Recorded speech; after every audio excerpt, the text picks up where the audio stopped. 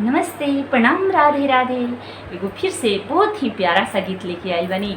अगर अच्छा लगी तो प्लीज़ लाइक सब्सक्राइब शेयर करब जा और कमेंट में बताइए जा कि हमार गीत रुआ सबके कैसा लागल बा। रघु सब अच्छा लगी तो जरूर गाइब जा। इस सब के भी जानता कि हमने के एजा से जाए के बा, कुछ लेके नहीं खे जाए के, फिर भी मन के भावना देखी का बा। सब जानता कि हमरा एक ना एक दिन जाए के बा, कुछ लेके नहीं खे जाए के ना। हाँ, लेके आइल बानी ना जाए के बा, लेके जौन कमैले बानी सब एजे छोड़ के जाए के बा। तो देखिए एगो बूढ़ी माई का कहता रही, ये गाना के भाव बा का कहे के बा। राम के भजन बिना लागत नहीं खे मनवा धनवा जे रही जई है। राम के भजन बिना लागत नहीं खे मनवा धनवा यही जे रही जई है।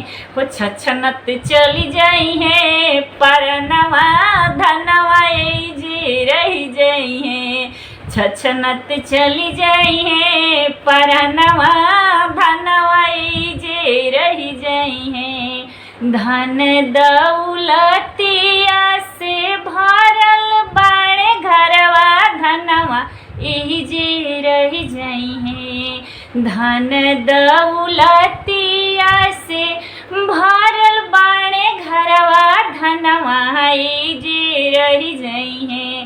हो छछनत चली जाई है परनवा धनवा यही जे रही जाई है।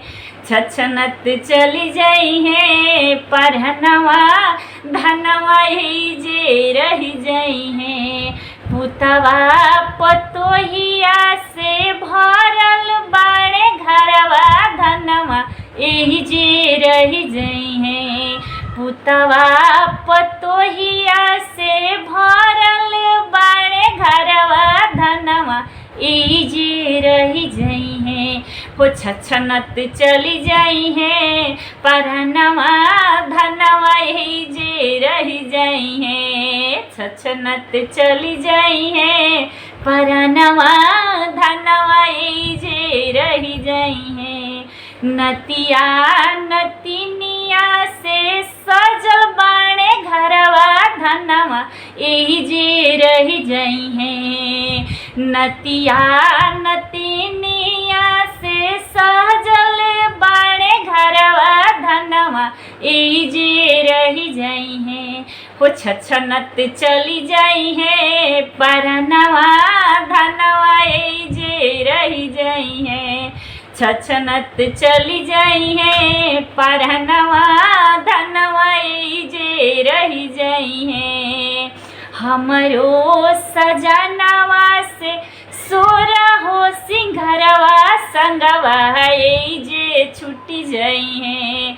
हमरो सजनवा से सोरा हो सिंघरवा संगवा यही जे छुटी जाई है। हो छछनत चली जाई है परनवा संगवा यही जे छुटी जाई है।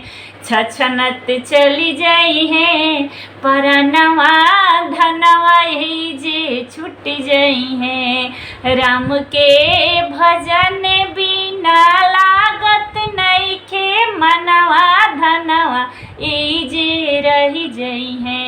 हो छछनत चली जाई है परनवा धनवा यही जे रही जाई है। छछनत चली जाई है परनवा धनवा यही जे